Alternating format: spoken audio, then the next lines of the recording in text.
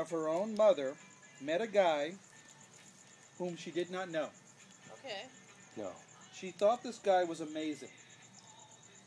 She believed him to be her dream guy so much that she fell in love with him right there. And stooped him. But never asked him for a number and could not find him.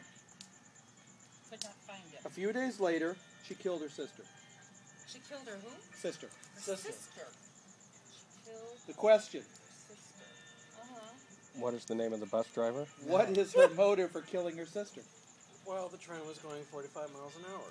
Well, I went to my mother's funeral. I didn't meet anybody. Well, she met this guy. She met this guy. This guy who she didn't know. Lost contact. It was her sister's husband. Or boyfriend. He murdered her mother. No? That's what I was trying to do, get that kind of logic. Yeah.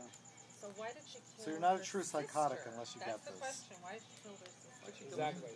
Why did she kill her sister? Because flowers are yellow. That's a good answer.